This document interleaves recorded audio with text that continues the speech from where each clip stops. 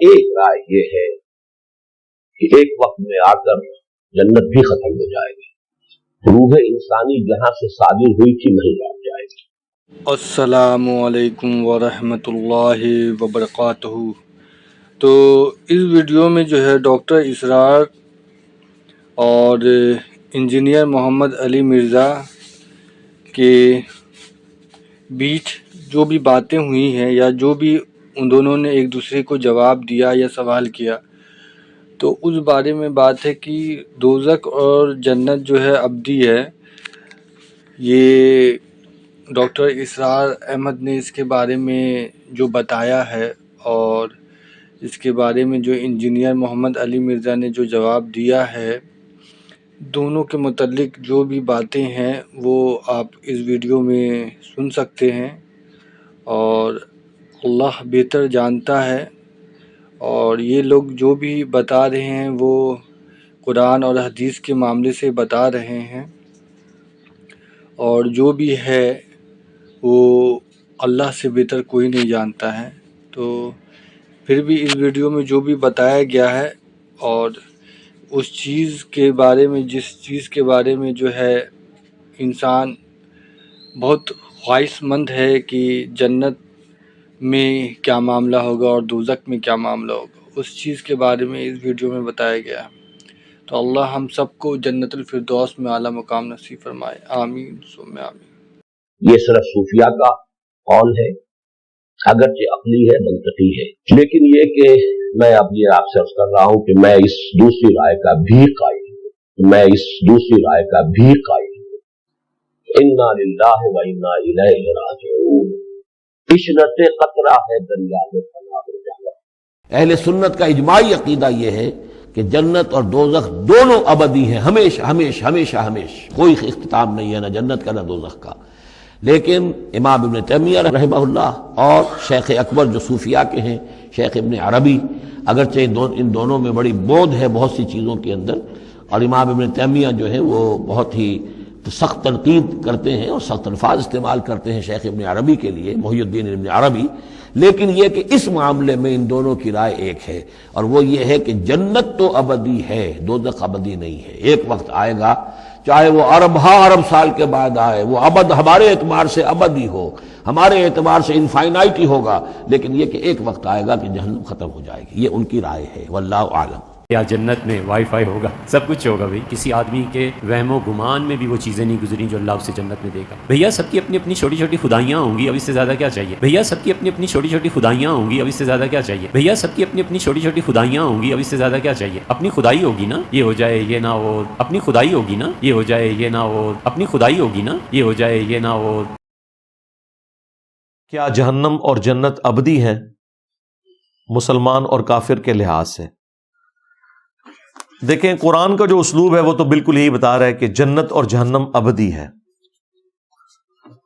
اختلاف جو پایا جاتا ہے وہ دوزخ کے کیس میں ہے، اور وہ بھی قرآن میں نہیں ہے، چند علماء کی رائے ہے۔ اس میں ٹاپ آف لسٹ صوفیوں کے امام جو محی الدین ابن عربی ہیں، اور سلفی اہل حدیث وہابیوں کے امام ابن تیمیہ، حالانکہ دونوں بالکل 180 ڈگری عقیدے رکھتے ہیں۔ ابن تیمیہ تو محی الدین ابن عربی کو مسلمان بھی نہیں سمجھتے، آپس میں ان کے 200 سال کا فرق ہے۔ محی الدین ابن عربی پہلے ہیں، ابن تیمیہ بعد میں آئے، لیکن اس کے باوجود دونوں کا یہ نظریہ ہے کہ ایک نہ ایک دن جہنم ختم کر دی جائے گی۔ اہل سنت کا اجماعی عقیدہ یہ ہے کہ جنت اور دوزخ دونوں ابدی ہیں، ہمیشہ ہمیشہ ہمیشہ ہمیشہ، کوئی اختتام نہیں ہے، نہ جنت کا نہ دوزخ کا۔ لیکن امام ابن تیمیہ رحمہ اللہ اور شیخ اکبر جو صوفیاء کے ہیں، شیخ ابن عربی، اگرچہ ان دونوں میں بڑی بود ہے بہت سی چیزوں کے اندر، اور امام ابن تیمیہ جو ہے وہ بہت ہی سخت تنقید کرتے ہیں اور سخت الفاظ استعمال کرتے ہیں شیخ ابن عربی کے لیے، محی الدین ابن عربی، لیکن یہ کہ اس معاملے میں ان دونوں کی رائے ایک ہے، اور وہ یہ ہے کہ جنت تو ابدی ہے، دوزخ ابدی نہیں ہے۔ ایک وقت آئے گا، چاہے وہ ارب سال کے بعد آئے، وہ ابد ہمارے اعتبار سے ابدی ہو، ہمارے اعتبار سے انفائنائٹی ہوگا، لیکن یہ کہ ایک وقت آئے گا کہ جہنم ختم ہو جائے گی۔ یہ ان کی رائے ہے، واللہ اعلم۔ اور بیسک پرنسپل انہوں نے یہ گھڑا ہے کہ جنت کے لیے جب بھی قرآن میں لفظ آیا وہ آیا خالدین فیہا ابدا، کہ جنتی جنت میں رہیں گے ہمیشہ ہمیش، جبکہ جہنم کے لیے آیا ہے خالدین فیہا، جہنمی رہیں گے جہنم میں ہمیشہ۔ وہ کہتے ہیں ابدا کے الفاظ نہیں ہیں، تو وہ بھی میں نے ان کی ڈاکٹرین توڑی تھی کہ قرآن میں موجود ہے خالدین فیہا ابدا، جہنمیوں کے لیے بھی وہ آیات بھی موجود ہیں۔ ماڈرن ایج میں اس مسئلے کو دو بڑے بندوں نے اٹھایا ہے، جس طرح وہاں وہ 180 ڈگری ہے نا، یہاں پہ بھی دو بندے 180 ڈگری ہیں، ہمارے استاد ڈاکٹر اسرار صاحب رحمہ اللہ اور ہمارے استاد جاوید احمد غامدی صاحب حافظہ اللہ تعالی۔ دونوں نظریات میں ایک دوسرے کے بالکل خلاف ہیں، لیکن دونوں اس ماڈرن ایج میں اس مسئلے کو گود لیے ہوئے ہیں کہ جنت تو ہمیشہ کے لیے ہے، لیکن جہنم کبھی نہ کبھی اللہ تعالیٰ ختم کر دے گا کروڑوں اربوں سال کے بعد۔ اور دلیل وہ بزرگوں سے لیتے ہیں یا قرآن کی اس آیت سے لیتے ہیں کہ اللہ تعالیٰ نے فرمایا کہ جنتی جنت میں رہیں گے ہمیشہ ہمیش جب تک زمین و آسمان قائم ہے۔ یہ محاورتاً ایک بات ہو رہی ہوتی ہے قرآن میں، مگر تیرا رب چاہے جو بھی معاملہ فرمائے۔ وہ کہتے ہیں اس میں جو آیا اور لیکن ساتھ آیا کہ تیرے رب کی عطا جو ہے وہ غیر محدود ہے، اس کا مطلب ہے جنت کے لیے آیا کہ اللہ تعالیٰ کبھی یہ نہیں چاہے گا کہ جنت ختم کر دی جائے۔ جہنم کے لیے جو ہے وہ اس طرح کے الفاظ نہیں آئے ہیں، اس لیے جہنم کے چانسز ہیں کہ ختم ہو جائے۔ تو یہ کورالٹیز بنا کے انہوں نے اس طرح کے رزلٹ نکالے ہیں۔ بل ایک بات جو ہے نا وہ غامدی صاحب کی بڑی وزنی ہے، اس عقیدے کے اعتبار سے نہیں، لیکن اس میں بیان کرتے ہوئے انہوں نے ایک بات بڑی زبردست کی تھی کہ جنت اللہ تعالیٰ کا وعدہ ہے جو اس نے پورا کرنا ہے اہل ایمان کے ساتھ، کیونکہ اللہ تعالیٰ اپنے وعدے کی خلاف ورزی نہیں کرتا۔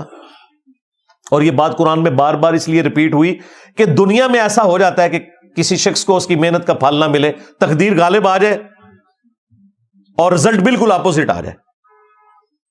آخرت میں ایسا نہیں ہوگا کہ دنیا میں کسی شخص نے صحیح عقیدہ رکھا، اچھے اعمال کیے اور رزلٹ اپوزٹ آ گیا۔ اگر ریاکاری کی، شرک کیا، وہ تو ظاہر دنیا میں ہی پتا ہے کہ اس کا کوئی اجر نہیں ملنا۔ اس لیے اللہ تعالیٰ آخرت کے بارے میں کہتا ہے کہ وہاں پر بیڈ لک نہیں ہوگی کسی کے ساتھ، دنیا میں بیڈ لک ہو سکتی ہے، کیونکہ دنیا میں اللہ تعالیٰ نے قانون ابتلا رکھا ہوا ہے، یعنی آزمائش کے ساتھ جوڑا ہے، کسی کو دے کے اللہ آزماتا ہے، کسی سے لے کے۔ آخرت میں ایسا نہیں کرے گا کہ ہاں تو بڑا اچھا تھا دنیا میں، میں بڑا خوش ہوں لیکن جہنم میں تجھے پھینکتا ہوں، ایسا نہیں ہوگا۔ دنیا میں ہو سکتا ہے کہ ہاں بڑی تم نے اچھی محنت کی، تم ڈیزرو تھے، لیکن تم پہ میں یہ امتحان ڈالوں گا کہ اس دفعہ تمہارے ساتھ یہ ہو جائے گا، این پیپروں میں بیمار ہو جاؤ گے، ایکسیڈنٹ ہو جائے گا، پیپر رہ جائیں گے، یہ آزمائش ہوگی۔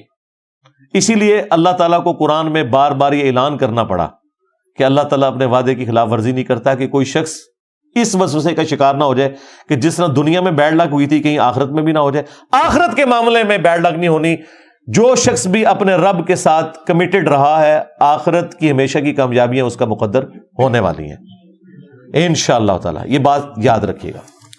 بل غامدی صاحب نے اس کے ساتھ ایک چیز ایڈ کی کہ جنت تو اللہ کا وعدہ ہے، لیکن جہنم اللہ کا وعدہ نہیں ہے، وہ اللہ کی وعید ہے۔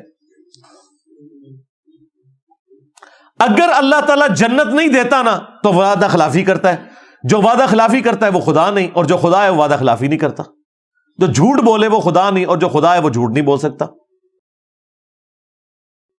لیکن جہنم وعدہ نہیں ہے کہ جو یہ کرے گا میں اسے جہنم دوں گا انشاءاللہ، اس میں وہاں اس کا بڑا اکرام ہوگا، بلکہ وہ اللہ کی دھمکی اور وعید ہے۔ تو وہ تو اس کا اختیار ہے کہ ٹھیک ہے تو قابل تو اس کے تھا لیکن چل تجھے معاف کیا۔ اب اس میں تو اللہ کو کوئی نہیں پوچھ سکتا، نہ وعدہ خلاف کہہ سکتا ہے، کیونکہ وہ اپنے کسی وعدے سے پیچھے نہیں ہٹا۔ جو سزا دینی تھی وہ اس نے معاف کر دی، ہاں جو انعام دینا تھا اس سے اگر پیچھے ہٹتا ہے تو وعدہ خلافی کرتا ہے، وہ خدا نہیں رہتا پھر۔ اس لیے وہاں پہ تو ایسا نہیں ہوگا، لیکن یہ تو اس کا اختیار ہے نا۔ ہم تو یہ کہیں گے کہ اس کا تو یہ بھی اختیار ہے کہ وہ کسی کے لیے جنت یا جہنم کا فیصلہ کرے، لیکن اس میں اگر ہم اس لیول پہ آگے چلے گئے تو پھر اس میں عقیدہ کفر بھی شامل ہو جائے گا۔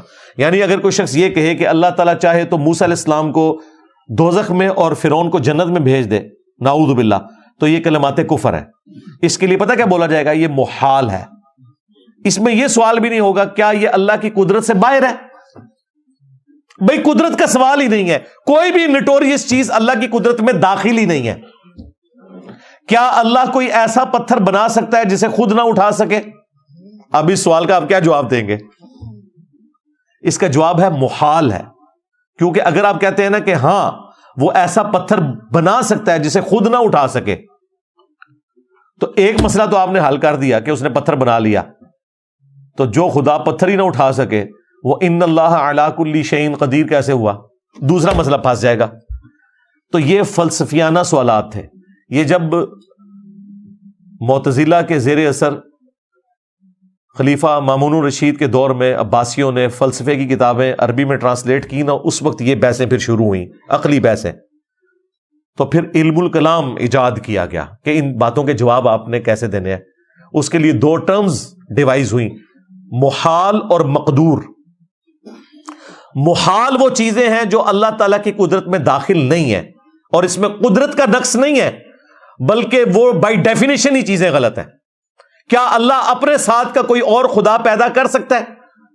اس کا جواب اگر آپ دیں گے ہاں، تو جب ایک اور خدا پیدا ہو گیا تو توحید کی نفی ہو گئی. پھر دوسری بات، جب وہ پیدا ہو گیا تو وہ تو خدا ہوئی نا، وہ تو مخلوق ہے. خدا کی تو ڈیفینیشن ہے لم یلد ولم یولد. خدا تو پیدا نہیں ہوتا، وہ تو ہمیشہ سے ہے. اور اگر آپ کہیں کہ نہیں پیدا کر سکتا تو لوگ کہیں گے آپ نے قدرت کی نفی کر دی کہ اچھا یہ کام تو وہ نہیں کر سکتا. تو اس کا جواب یہ ہے یہ محال ہے، یہ بائی ڈیفینیشن ہی غلط ہے. اس کے اگینسٹ کچھ چیزیں ایسی ہیں جو مقدور ہیں، اگرچہ وہ اللہ نے کی نہیں ہوئی لیکن قدرت میں داخل ہے. مثلا کیا اللہ اس بات پر قادر ہے کہ زمین سے کوئی ایسی سیڑھی بنائے کہ ہم آسمان پہ چڑھ جائیں؟ ہم کہیں گے کہ ہاں اللہ تعالیٰ ایسی سیڑھی بنا سکتا ہے. اگلا سوال وہ کرے کہ وہ سیڑھی کی طرح، ہم کہیں گے بنائی نہیں ہے، لیکن بائی ڈیفینیشن ان اللہ علی کل شیء قدیر کے تحت وہ اس چیز کے اوپر قادر ہے. اگرچہ وہ کام ابھی اس نے نہیں کیا لیکن قدرت میں داخل ہے. کیا اللہ تعالیٰ اس بات کے اوپر قادر ہے کہ بغیر شادی کے کسی عورت کو اولاد دے دے؟ ہم کہیں گے بالکل یہ بات مقدور ہے. اگرچہ عیسیٰ ابن مریم کے سوا کوئی اگزامپل نہیں ہے اور نہ قیامت تک کوئی اگزامپل ہوگی، ورنہ میں بتا دی جاتی. لیکن مقدور ضرور ہے، چاہے تو وہ کر سکتا ہے. بانج عورت کو اولاد پاسبل نہیں ہے، لیکن کیا اللہ تعالیٰ دے سکتا ہے؟ ہم کہتے ہیں ہاں مقدور ضرور ہے، اس کی قدرت میں داخل ہے، لیکن ایسا کرے گا نہیں وہ، سوائے یہ کہ حضرت زکریا علیہ السلام کو یحییٰ علیہ السلام مل گئے. باقی عموماً یہ اللہ تعالیٰ کا طریقہ نہیں ہے. یا وہاں پہ حضرت سارہ کے لیے حضرت اسحاق پیدا ہو گئے، لیکن یہ چیز مقدور ضرور ہے، چاہے تو کر سکتا ہے، لیکن عموماً دنیا کا قانون اس کے ساتھ اللہ نے نہیں جوڑا ہوا. کیا اللہ تعالیٰ یہ کر سکتا ہے کہ کسی کو آگ میں پھینکا جائے اسے آگ نہ کھائے؟ ہم کہتے ہیں ایسا ہوتا نہیں ہے، لیکن یہ اس کی قدرت میں داخل ہے. ایک دفعہ اس نے کیا ہے ابراہیم علیہ السلام کے لیے. جنرل رول پھر بھی نہیں ہے وہ، یہ ذہن میں رکھیے گا. لیکن جنرل رول نہ ہونے کے باوجود محال نہیں ہے، مقدور ہے. اگرچہ وہ نہ کرے تب بھی مقدور ہے، یعنی قدرت میں داخل ہے کہ وہ ایسا کر سکتا ہے. بس یہ ٹوٹل جو ہے جی فلسفہ علم الکلام یہ ہے جو میں نے آپ کو بیان کر دیا، جو یہ کئی سال بیچارے پڑھتے رہتے ہیں. پھر بھی آپ ان سے جا کے آج بھی اپنے ویسے چیک کرنے سے اپنے مفتیاں پوچھنا محال اور مقدور کیا ہوتے ہیں. اے لفظ بھی کئی مفتیاں نہیں یہ پتا ہوتے. وہ جو تخصص فی التفسیر، تخصص فی الفقہ، اس میں جو کوئی تخصص کو زیادہ کر جائے نا اس کو پتا ہوتا ہے. عام جو درس نظامی ہے نا اس میں یہ بحثیں نہیں پڑھائی جاتی. لیکن یہ ایسی بحثیں ہیں کہ جو کسی زمانے میں مسلمانوں کی ضرورت نہیں ہے، کیونکہ اس وقت فلسفی مد مقابل آ گئے تھے تو ان کو سیٹسفائی کرنا تھا. پھر اس میں پھر غلوب بھی ہوا، اللہ تعالیٰ کی صفات کے بارے میں، ذات کے بارے میں، اسماء و صفات کے مسئلے نکلے. یہ جو آپ کو اہل حدیث اٹھاتے ہیں وہ یہ جہمیہ ہے جی، یہ مجسمہ ہے. استواء علی العرش کا کیا مسئلہ ہے؟ کیا اللہ تعالیٰ عرش کے اوپر بیٹھا ہوا ہے؟ عرش کی اور اللہ کی کیا نسبت ہے. اب یہ وہ ٹیکنیکل بحث ہیں جن کا جواب صرف ایک ہے, لیس کمثلہ شیء وہو السمیع البصیر. اللہ کی مثل ہو ہی کوئی نہیں سکتا, وہی سننے والا دیکھنے والا ہے. جب اس کی مثال بیان ہی نہیں ہو سکتی, لہذا یہ کوئی نہیں کہہ سکتا کہ اللہ اپنے عرش پہ ویسے ہے جیسے میں اپنی کرسی پہ ہوں. مثال آپ بیان نہیں نہ کر سکتے, کیونکہ میں تو مخلوق ہوں. مخلوق کی تو مثال ہو سکتی ہے, خالق کی مثال نہیں. قرآن میں ہے اللہ کی پنڈلی, اب اس سے کیا مراد ہے؟ وہ اللہ کے ساتھ خاص ہے. اللہ کی کرسی, اس سے کیا مراد ہے؟ وہ اللہ کے ساتھ خاص ہے. اللہ کی آنکھیں, اللہ کے ہاتھ, کیا ہم اس طرح مثال بیان کر سکتے ہیں؟ نعوذ باللہ نہیں. تو قرآن میں کیوں آیا, بخاری مسلم میں کیوں آیا؟ بھائی اس لیے آیا کہ انسان کو سمجھانے کے لیے ریزیمبلنس والی بات کرنی پڑتی ہے, اور اسی کو کہا جاتا ہے عربی زبان میں متشابہات. ریزیمبلنس والی چیزیں, ملتی جلتی چیزیں. جس طرح حوروں کے تصور کے لیے دنیا میں اللہ تعالیٰ نے عورت کی آزمائش رکھ دی, جنت کے پھلوں کے تصور کے لیے دنیا میں پھل رکھ دیے. لیکن اگر کوئی شخص یہ کہے کہ وہ جو جنت کے پھل ہیں وہ ویسے ہوں گے جس طرح ہمارے یہ والے پھل ہوتے ہیں, نہیں نہیں نہیں, جنت کی تو مثال بیان ہی نہیں کی جا سکتی, صرف اس لیے کہ یہاں پہ آپ کو ایک دھندلا سا تصور آئے. اور اسی کو اللہ تعالیٰ نے سورہ آل عمران کی آیت نمبر 7 میں بیان کیا ہے کہ قرآن کی آیات دو قسم کی ہیں. ایک وہ آیات ہیں جو محکمات ہیں, اور وہ کتاب کی اصل ہیں. یعنی وہ کیا ہے؟ نماز پڑھو, شرک نہ کرو, ماں باپ کے ساتھ اس نے سلوک کرو, بدکاری سے بچو.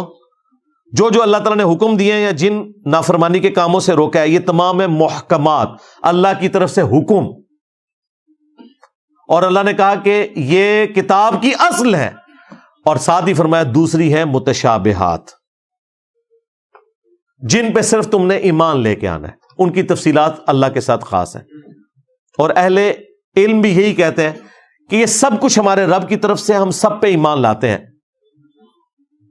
اور ان کے جو معاملات ہیں ان کی تفصیلات اللہ کے سپرد ہم کرتے ہیں. لیکن ساتھ یہ ہے کہ جن لوگوں کے دلوں میں ٹیڑھ پن ہے وہ متشابہات کے پیچھے پڑ جاتے ہیں. حالانکہ متشابہات کا علم تو اللہ تعالیٰ کے ساتھ ہے, لیکن جو علم میں راسخ لوگ ہیں وہ کہتے ہیں یہ سب کا سب ہمارے رب کی طرف سے ہے, ہم اس پہ ایمان لاتے ہیں. ہم بس اتنا ہی کہیں گے کہ ربنا لا تزغ قلوبنا بعد اذ ہدیتنا وہب لنا من لدنک رحمہ انک انت الوہاب. اے رب ہمارے دلوں کو ٹیڑھا نہ کرنا بعد اس کے کہ تو نے ہمیں ہدایت عطا فرمائی, اور ہمیں اپنے پاس سے رحمت عطا فرما, اے عطا فرمانے والے, آمین. اور بخاری مسلم میں الفاظ ہیں, تم دیکھو کہ جو شخص متشابہات کے پیچھے پڑا ہے تو سمجھ لو یہ وہی شخص ہے کہ جس کے دل کے ٹیڑھا ہونے کا ذکر اللہ نے اپنی کتاب میں کر دیا. اور یہاں متشابہات کے پیچھے لوگ پڑے ہوئے ہیں. جی شہید زندہ ہے, جی تو زندہ سے تو مانگ سکتے ہیں. جی قرآن میں لکھا ہے, قرآن میں تو نہیں لکھا ہوا شہید زندہ ہے, نہیں لکھا ہوا ہے سرکار. قرآن میں لکھا ہے شہید زندہ ہے لیکن تمہیں اس کی زندگی کا شعور نہیں, یہ لکھا ہوا ہے قرآن میں. جب شعور ہی نہیں ہے تو پھر زندہ کہاں سے ہوا؟ اس کا مطلب ہے یہ والا زندہ نہیں, وہ آخرت کی زندگی میں ہے. وہ بیسیکلی جہاد اور قتال کے لیے اللہ تعالیٰ ابھار رہا تھا کہ جو لوگ کہہ رہے ہیں نا یہ بھائی اگر جنگ میں نہ جاتے تو نہ قتل ہوتے, تو اللہ تعالیٰ فرما رہا ہے انہوں نے تو ہمیشہ کی زندگی حاصل کر لی آخرت کی, لہٰذا جو لوگ اللہ کی راہ میں مارے جائیں انہیں مردہ نہ کہو, وہ اللہ کے حضور زندہ ہے, اللہ انہیں رزق بھی دیتا ہے. یہ مطلب نہیں کہ دنیا میں زندہ ہے, ورنہ نبی علیہ السلام غزوہ احد کے موقع پہ جو امیر حمزہ شہید ہو گئے تھے, خیبر کے موقع پہ امیر حمزہ کو ہی بلا لیتے, قبر سے نکال کے ساتھ لے جاتے. اور اس سے بڑی پھکی یہ ہے کہ اگر شہید زندہ ہے تو شہید کی بیوی مرنے کے بعد عدت پورا ہو کے اگلا نکاح کیوں کر لیتی ہے؟ اگر وہ نکاح کر رہی ہے تو بدکار عورت ہے پھر وہ, کیونکہ اس کا خاوند تو زندہ ہے. نہیں وہ اور زندہ ہے. ہاں داڑھ تھلے آئے ہو نا میرے. اسما بنت امیس حضرت علی کے بھائی جعفر طیار کی بیوی تھی, غزوہ موتا میں شہید ہوئے. عدت پوری ہوئی تو حضرت ابوبکر نے نکاح کیا, ان سے محمد بن ابی بکر پیدا ہوئے. حضرت ابوبکر فوت ہو گئے تو اسی اسما بنت امیس کے ساتھ حضرت علی نے نکاح کیا, اور محمد بن ابی بکر کی پرورش بھی کی, اور عبداللہ بن جعفر کی بھی, اپنے بھتیجے کی بھی پرورش کی. یہ دو بیٹے ایسے ہیں جو حضرت علی کے اس عورت کے پہلے خاوندوں سے ہے, لیکن پرورش حضرت علی نے کی ہے. اور عبداللہ بن جعفر کو تو اپنی بیٹی زینب بھی دے دی.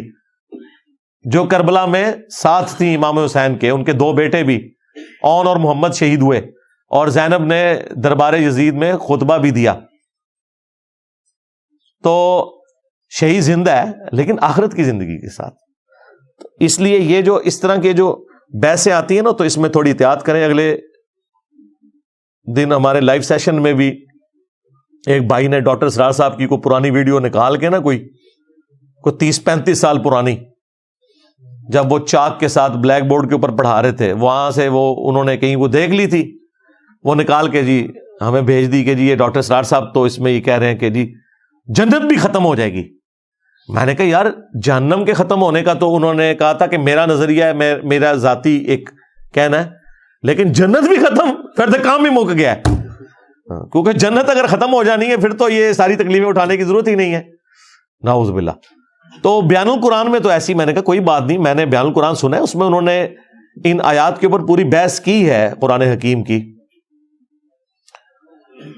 لیکن اس میں انہوں نے صرف جہنم کے ختم ہونے کا ذکر کیا تھا، جنت کے ختم ہونے کا نہیں.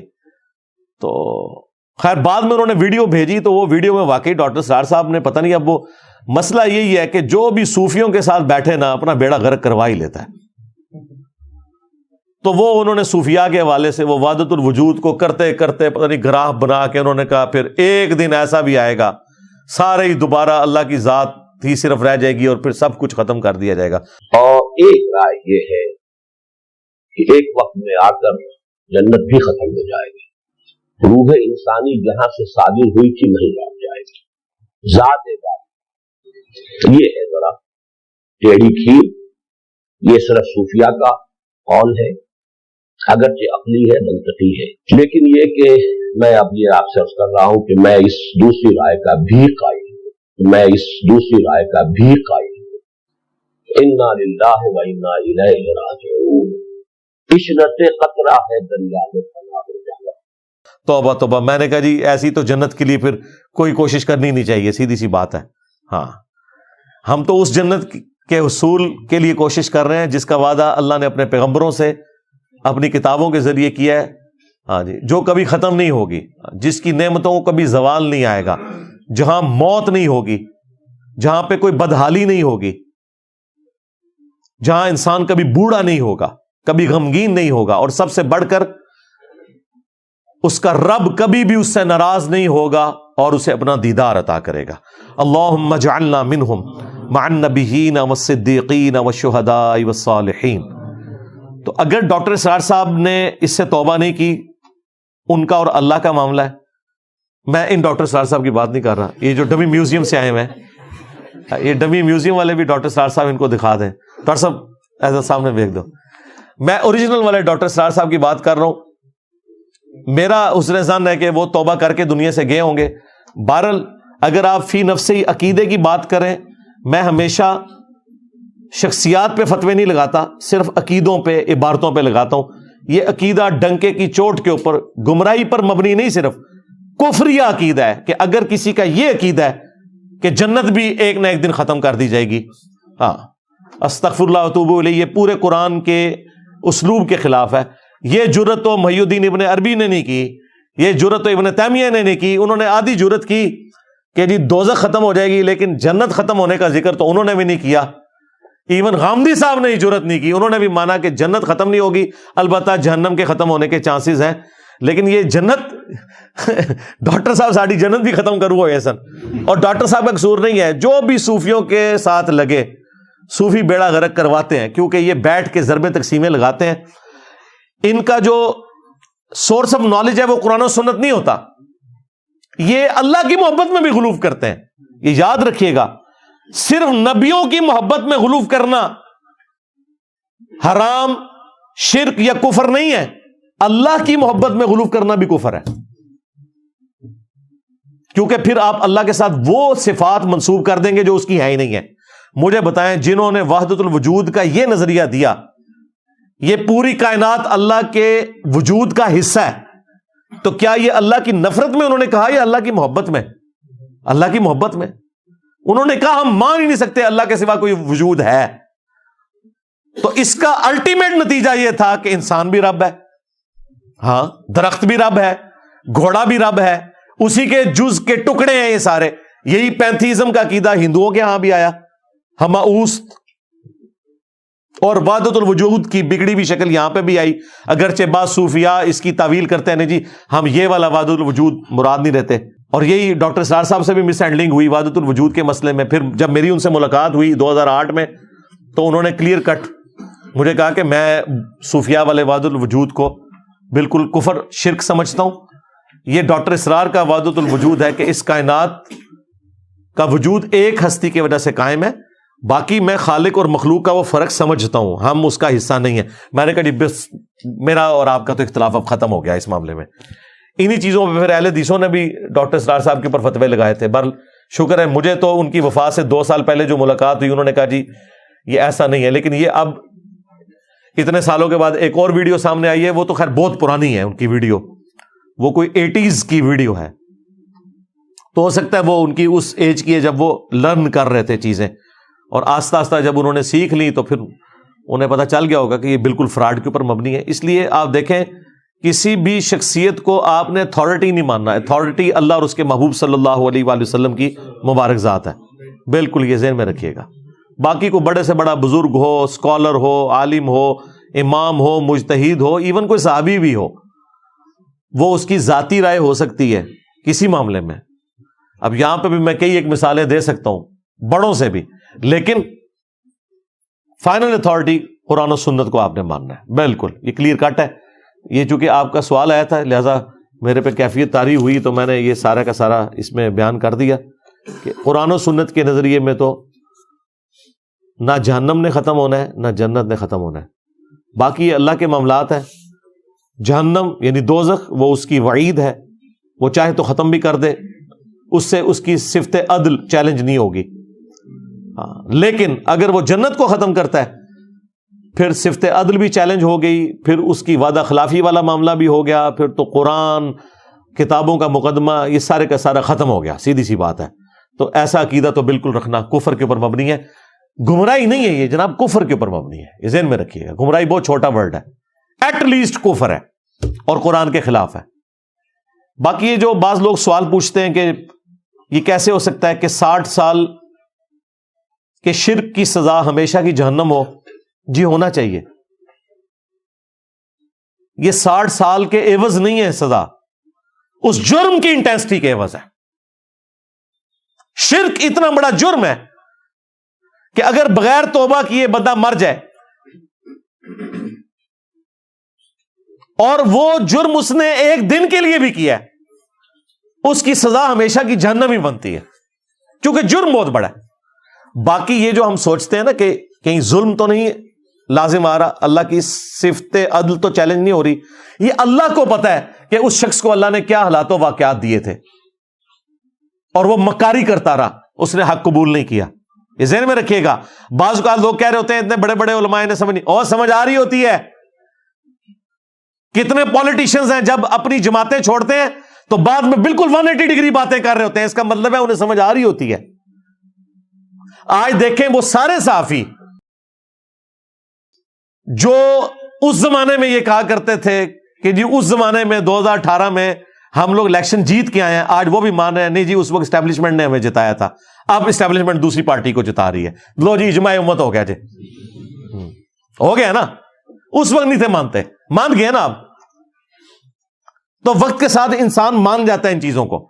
تو اس کا مطلب ہے اس وقت بھی انہیں سمجھ تھی کہ یہ کیا ہو رہا ہے, جان بوجھ کے مکرے بنے ہوئے تھے. چلیں یہ تو دنیا کا معاملہ ہے. آخرت کے بارے میں جو کوئی مکرا بن گیا اور آپ کو بڑا ترس آ رہا ہے کہ اس بیچارے کو سمجھ نہیں آئی اس لیے یہ کر رہا ہے, وہ اللہ کو پتا ہے یہ مکرا بنا ہوا ہے, یہ سمجھ آ رہی ہے. یہ آپ نے حساب نہیں لینا, اللہ نے لینا ہے. اور یہ اللہ تعالیٰ کا وعدہ ہے کہ انسان کو اس وقت تک موت نہیں دے گا جب تک کہ حق اسے دکھا نہ دے. ذہن میں رکھیے گا, یہ اللہ نے اپنے ذمہ کرم پہ لیا ہے. اس کے لیے ضروری نہیں کہ 100 سال کی زندگی ہو, کسی کو 20 سال میں بھی وہ حق دکھایا جا سکتا ہے جو دوسرے کو 60ویں سال میں جا کے دکھایا جائے. وہ 60 سال تک زندہ رہے گا وہ حق دیکھنے کے لیے. یہ اللہ نے اپنے ذمہ لیا ہوا ہے کہ میں نے حق دکھانا ہے, لہذا ترس نہ کھائیں اس حوالے سے. اور اس کے لیے آپ دین کو بدل دیں کہ یہ کیسے ہو سکتا ہے, نہیں. اس کی بجائے دعوت و تبلیغ کا کام کریں, لوگوں کو سچائی بتائیں تاکہ وہ ہمیشہ کی جنتوں کو حاصل کر سکیں. اور اللہ تعالیٰ کے غضب کے مقام جہنم سے خلاصی پا سکیں. اللہم اجرنا من النار، اللہم انا نسألک جنت الفردوس مع النبیین والصدیقین والشہداء والصالحین، آمین. اور آخری بات میں اس میں کروں گا کہ اس کائنات میں توحید، خدا کا کنسیپٹ ہی ایسا کنسیپٹ ہے کہ اگر کوئی ایک چیز اوور لک نہیں ہونی چاہیے تھی نا تو وہ خدا کا تصور ہے. روزانہ آپ کو سینکڑوں ہزاروں سگنلز ملتے ہیں، صرف اللہ اپنے ذات کے ساتھ پردے میں چلا گیا، اس کے علاوہ ہر چیز سامنے ہے، اس کی ذات سامنے نہیں ہے. باقی اس کی صفات کے ذریعے اس کی قدرتوں کا جو ظہور ہے وہ اتنا سامنے ہے کہ اللہ تعالیٰ سے زیادہ کوئی ظاہر چیز ہی نہیں ہے. کائنات میں اگر کوئی چیز اوور لک نہیں ہونی چاہیے تھی نا انسان کی نظر سے تو وہ ایک خدا کا کانسیپٹ تھا. لہذا اللہ تعالیٰ جسٹیفائی ہے کہ کسی شخص کو شرک کرنے کے سبب ہمیشہ کے لیے جہنم میں پھینکے. البتہ اگر وہ اس وعید سے خود ہی پیچھے ہٹے یا کسی کی سزا معاف کرنا چاہے تو ٹھیک ہے، لیکن وہ سزا اگر معاف ہوئی بھی، تھیوریٹیکلی میں بات کر رہا ہوں، جنت میں وہ شخص پھر بھی نہیں جا سکتا. وہ قرآن کا فتویٰ ہے. ہاں، ان اللہ لا یغفر ان یشرک بہ ویغفر ما دون ذلک لمن یشاء. یہ تو وہ آ گیا الٹیمیٹ فتویٰ کہ شرک معاف نہیں ہوگا. لیکن بفرض محال اگر کہیں کوئی معافی والا ہوا معاملہ تو پھر وہ والی آیت ہے، لقد کفر الذین قالوا ان اللہ هو المسیح ابن مریم وقال المسیح یا بنی اسرائیل اعبدوا اللہ ربی وربکم انہ من یشرک باللہ فقد حرم اللہ علیہ الجنہ ومأواہ النار وما للظالمین من انصار. بے شک جو کوئی اللہ کے ساتھ شرک کرے گا اللہ نے ایسے شخص کے اوپر جنت حرام کر دی ہے، اس کا ٹھکانہ جہنم ہے جہاں وہ رہے گا ہمیشہ ہمیش. جنت حرام ہے ایسے شخص کے اوپر. اگر اللہ تعالی جہنم کو ختم بھی کر دے جنت میں پھر بھی وہ نہیں جا سکتا کیونکہ پھر قرآن وائلیٹ ہو جائے گا. سمجھ رہے ہیں نا میں کیا کہنا چاہ رہا ہوں؟ ہاں، تو اس لیے میرے بھائی ان دقیق بحثوں میں پڑھنے کی بجائے چپ کر کے آخرت کی تیاری کریں، سیدھی سی بات ہے. ٹھیک ہو گیا جی؟ آپ کا یہ اصول تھا کہ آپ نے کوئی ایسا عقیدہ نہیں اپنایا جو آپ سے پہلے امت کا نہ ہو، پھر آپ جنت میں منی گاڈ بنانے والی بات کہاں سے؟ بھائی یہ منی گاڈ کا جو عقیدہ ہے نا، اوریجنل منی گاڈ، بریلویوں کے سارے بزرگ اوریجنل منی گاڈ ہیں. ہاں، چاہیں تو اشاروں سے اپنے کایا ہی پلٹ دے دنیا کی، یہ شان ہے خدمت گاروں کی، سرکار کا عالم کیا ہوگا. یہ تو دنیا میں گاڈ مانتے ہیں اپنے بزرگوں کو. اور پچھلے دنوں میں نے عبد القادر جیلانی کی کتاب جو ثابت ہے ان سے، یہ وہ کتاب ہے جس میں کوئی اختلاف نہیں، فتوح الغیب، جس کی شرح ابن تیمیہ نے لکھی ہے، وہابیوں کے امام نے. اور اس کتاب کے نوٹس پیر نصیر الدین صاحب نے اپنی کتاب میں لکھے ہیں. فتوح الغیب میں عبد القادر جیلانی نے کہا ہے کہ جو دنیا میں بھی اللہ کا صحیح تابع فرمان بندہ بنتا ہے تو اللہ تعالیٰ اسے کن فیکون کی کوالٹی دنیا میں دے دیتا ہے. حالانکہ یہ جعلی عقیدہ ہے، ہم نہیں اس کو مانتے. جنت میں دے گا کن فیکون کی کوالٹی، اپنی اپنی جنت میں جو چاہے گا وہ ملے گا. تو وہ کن فیکون کی جو کوالٹی ہے نا، اس کے لیے میں نے ٹرم کی تھی منی گاڈ. یہ گاڈ سے مراد یہاں معبود نہیں ہے. اگر اس لفظ سے چڑھا ہے تو قرآن میں بھی موجود ہے. حضرت یوسف نے کہا تھا اپنے مالک کے بارے میں جس کے وہ غلام تھے مصر میں کہ میرے رب نے مجھے اچھے طریقے سے رکھا ہے، میں اس کے ساتھ غداری نہیں کر سکتا. تو وہ رب کس کو کہہ رہے تھے؟ اپنے مالک کو. پھر وہ جو دو خوابوں کی تعبیر بتائی تھی، کہا تھا تم میں سے ایک اپنے رب کو شراب پلائے گا. رب کا لفظ ہے تو عربی زبان میں رب اللہ کے لیے بھی استعمال ہوتا ہے. بڑا رب وہ ہے، چھوٹے رب ہمارے ماں باپ بھی ہیں. رب ارحمہما کما ربیانی صغیرا، اے ہمارے رب ان دونوں پر رحم فرما جس طرح انہوں نے بچپن میں مجھے پالا تھا. ماں باپ بھی ہمارے رب ہیں، پالنے والے ہیں. لیکن یہ منی رب ہے، مین رب وہ ہے. لیکن یہ رب معبود کے معنوں میں نہیں ہے، معبود ایک ہی ہے. اور یہ جو منی گاڈ کی جب میں نے بات کی تھی، میں نے اس وقت بھی کہا تھا خالق اور مخلوق کا فرق. جب مخلوق ہو گیا تو پھر رب تو نہ رہا وہ والا. اگر کوئی کہے کہ یہ وہ گاڈ ہے جو معبود ہے اور دوسرا یہ مخلوق ہے، تو مخلوق کے لیے اگر گاڈ کا لفظ کوئی بول رہا ہے منی گاڈ کے طور پہ، تو یہ سمجھانے کے لیے. اور یہ دیکھیں مفتی سعید صاحب جنہوں نے عمران خان صاحب کے نکاح پڑھائے ہیں 3 دفعہ، انہوں نے تو باقاعدہ ویڈیو میں کہا ہے جب کسی نے کہا جنت میں وائی فائی ہوگا ہاں تو انہوں نے کہا ہاں بھائی جنت میں تو سب کی چھوٹی چھوٹی اپنی اپنی خدائیاں ہوں گی، اب اس سے زیادہ کیا بتاؤں میں؟ یا جنت میں وائی فائی ہوگا، سب کچھ ہوگا بھائی، کسی آدمی کے وہم و گمان میں بھی وہ چیزیں نہیں گزری جو اللہ اسے جنت میں دے گا۔ بھیا سب کی اپنی اپنی چھوٹی چھوٹی خدائیاں ہوں گی، اب اس سے زیادہ کیا چاہیے؟ بھیا سب کی اپنی اپنی چھوٹی چھوٹی خدائیاں ہوں گی، اب اس سے زیادہ کیا چاہیے؟ بھیا سب کی اپنی اپنی چھوٹی چھوٹی خدائیاں ہوں گی، اب اس سے زیادہ کیا چاہیے؟ اپنی خدائی ہوگی نا یہ ہو جائے یہ نہ ہو، اپنی خدائی ہوگی نا یہ ہو جائے یہ نہ ہو، اپنی خدائی ہوگی نا یہ ہو جائے یہ نہ ہو۔ ہاں اب وہ کلپ ہمارے اسٹوڈنٹس کی آنکھوں سے پھر چھپ نہیں سکا، آ گیا۔ دیکھیں جو یہ میرے اوپر حملہ کرتے ہیں نا، اللہ تعالیٰ کسی نہ کسی کی زبان پہ جاری کر دیتا ہے۔ وہابیوں کے مولوی نے نہیں بولا کہ جب کبھی بھی کوئی نبی کسی امت میں گیا تو وہاں کے جو مشرک ہوتے تھے وہ کہتے تھے کہ ہم نے کیا داڑھی اور سر کے بال دھوپ میں سفید کیے ہیں، یہ کل کا چھوکرا آ کے ہمیں سمجھائے گا۔ دنیا میں آنے والے ہر پیغمبر کے ساتھ اس کی قوم نے جو پہلا اعتراض کیا بنیادی وہ یہی تھا کہ ہمارے باپ دادا پاگل تھے، انہوں نے کیا داڑیاں دھوپ میں سفید کی تھی؟ کیا ان کو کچھ پتہ نہیں تھا؟ یہ کل کا چھوکرا آ کر ہمیں یہ سمجھانے لگا ہے دین، یہ کل کا چھوکرا آ کر ہمیں یہ سمجھانے لگا ہے دین، یہ کل کا چھوکرا آ کر ہمیں یہ سمجھانے لگا ہے دین۔ 1,24,000 انبیاء کے بارے میں اس نے یہ مثال بیان کی، اور ظاہر کافروں کے ریفرنس سے بیان کی۔ کافر تو انبیاء کو پتہ نہیں کیا کچھ کہتے تھے۔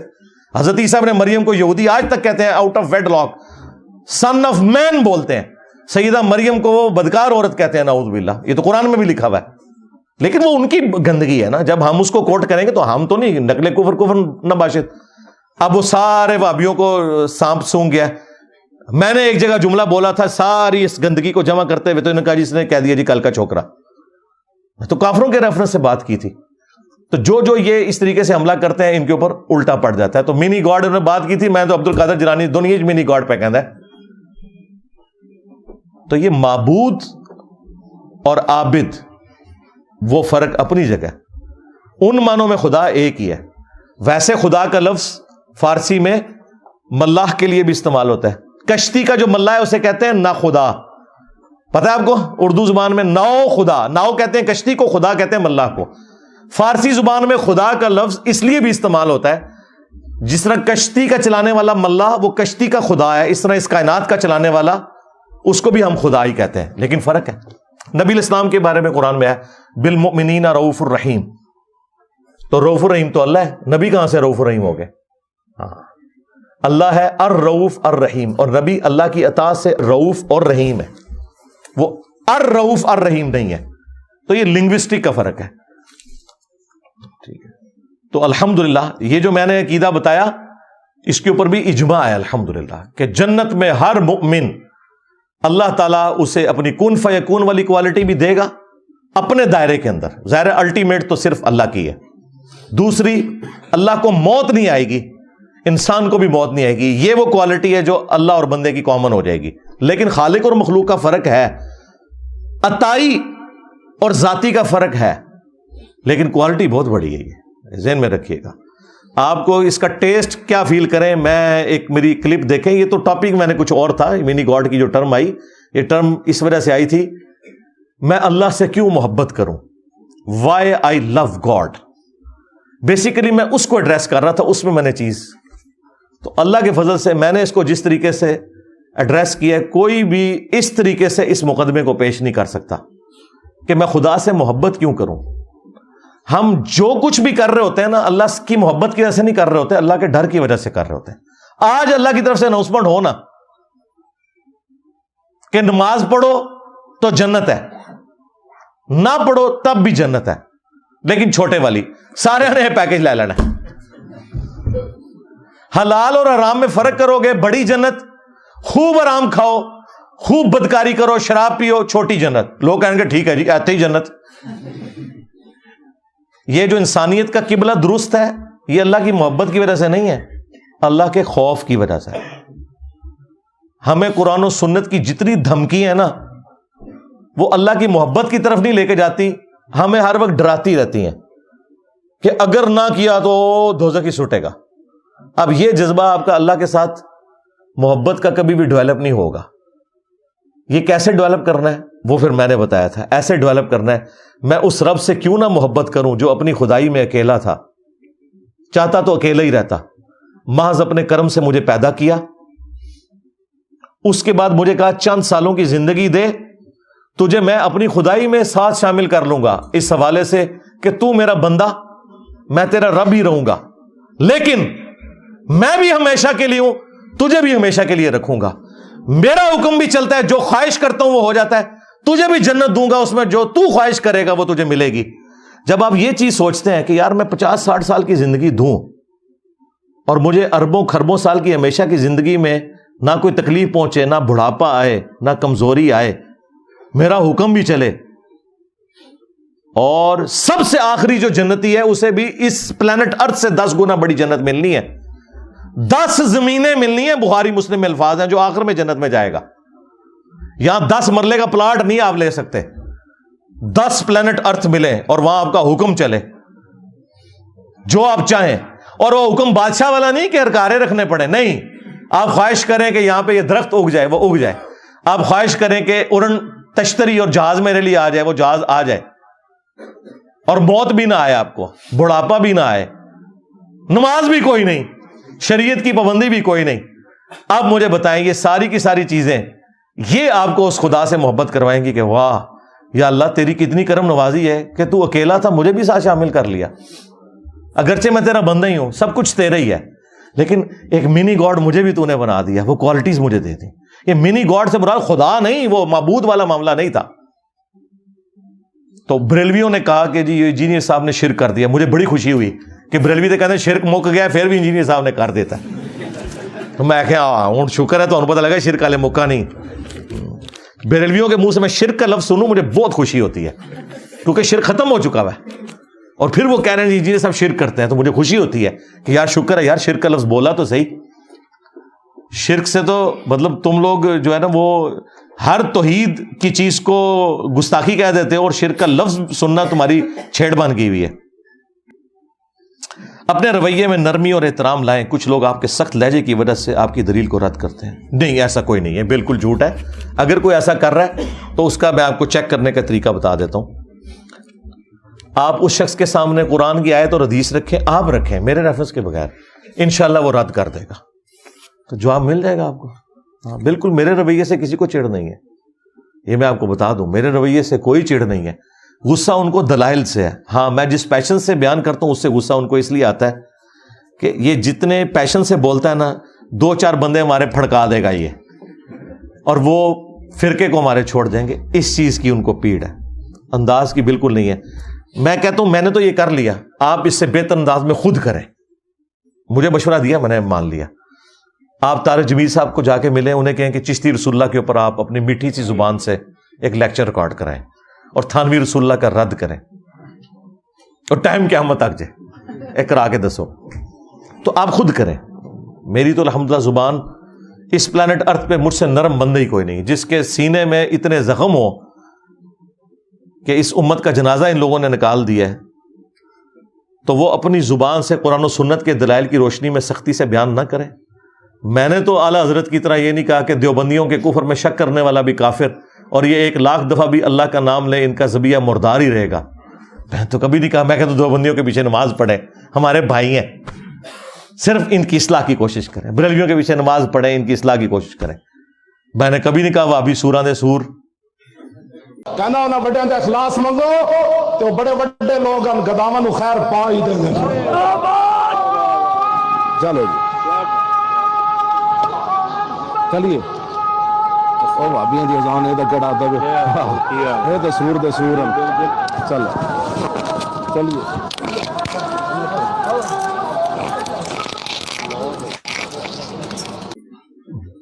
میرا یہ دعویٰ ہے مجھ سے زیادہ نرم بندہ ہی کوئی نہیں ہے.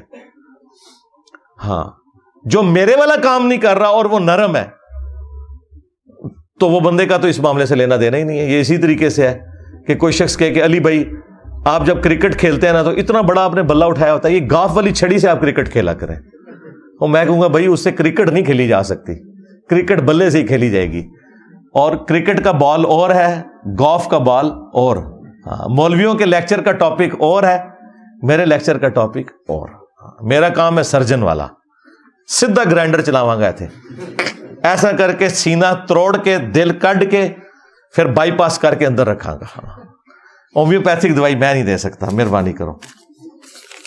لو جی، میں نے آپ کی اس کے اوپر میری ویڈیو ویسے تفصیلی ریکارڈ ہے. انجینئر کی زبان بہت سخت ہے، وہ آپ ویڈیو دیکھ لیں انشاءاللہ تعالی. انجینئر کی زبان بہت نرم ہے ماشاءاللہ. لو جی، تھوڑا پورا تھدا میں مکا دیتا ہے، گرچہ مجھے یہ آلموسٹ کتنے گھنٹے لگے جی؟ 4 گھنٹے. اوئے ہوئے ہوئے ہوئے ہوئے ہوئے. اب 4 گھنٹوں کے بعد آپ نے کیا مجھ سے لینا؟ کدھر گئے ہو بھائی؟ آپ کو نہیں کہا. چلے اللہم انی اسألک بانک انت اللہ لا الہ الا انت الاحد الصمد الذی لم یلد ولم یولد ولم یکن لہ کفوا احد. اللہم صلی علی محمد وعلی آل محمد. ربنا آتنا فی الدنیا حسنہ وفی الآخرۃ حسنۃ وقنا عذاب النار. ربنا آتنا من لدنک رحمہ وهيئ لنا من أمرنا رشدا. لا إله إلا أنت سبحانك إني كنت من الظالمين. اللهم اغفر لحينا وميتنا وشاهدنا وغائبنا وصغيرنا وكبيرنا وذكرنا وأنثانا. اللهم من أحييته منا فأحيه على الإسلام ومن توفيته منا فتوفه على الإيمان. اے اللہ، جن جن بھلائیوں کا سوال تیرے محبوب صلی اللہ علیہ وآلہ وسلم نے تجھ سے کیا، ہمارے حق میں، ہمارے ماں باپ کے حق میں، ہمارے بیوی بچوں کے حق میں، پوری امت کے حق میں قبول و منظور فرما. جن جن چیزوں کے شر سے تیرے محبوب علیہ السلام نے تیری پناہ طلب کی، تمام مسلمانوں کو ان چیزوں کے شر سے اپنی پناہ عطا فرما. بالخصوص فلسطین کے مسلمان، کشمیر کے، چائنا کے، انڈیا کے، افغانستان کے، یمن، عراق، شام، پاکستان، جہاں کئی مسلمان کس پرسی کی زندگی گزار رہے ہیں، غیب سے ان کی عزت، آبرو، جان و مال کی حفاظت فرما. اے اللہ، ہمیں کتاب و سنت کی تعلیمات پر عمل کر کے دوسرے بھائیوں تک پہنچانے کی توفیق عطا فرما. اے اللہ، جو مسلمان فوت ہو چکے ان کی مغفرت فرما، جو زندہ ہیں قبر و آخرت کی تیاری کرنے کی توفیق عطا فرما، جو بیمار ہیں انہیں شفاء کلی عطا فرما. حاضرین کے دلوں میں جو جو نیک اور جائز دعائیں ہیں قبول فرما. تمام مسلمانوں کی تمام دینی، دنیاوی، جسمانی، روحانی، ظاہری، باطنی پریشانیاں، تکلیف، مصیبتیں، دکھ تر، بیماریاں، دشواریاں دور فرما. اے اللہ، ہمارے ملک پاکستان کی خیر فرما، پورے عالم اسلام کی خیر فرما. عالم اسلام کو اندرونی اور بیرونی خطرات سے محفوظ فرما. سبحان ربک رب العزت عما یصفون وسلام علی المرسلین والحمد للہ رب العالمین وصلی اللہ علی النبی الکریم وعلی آلہ واصحابہ اجمعین الی یوم الدین. آمین.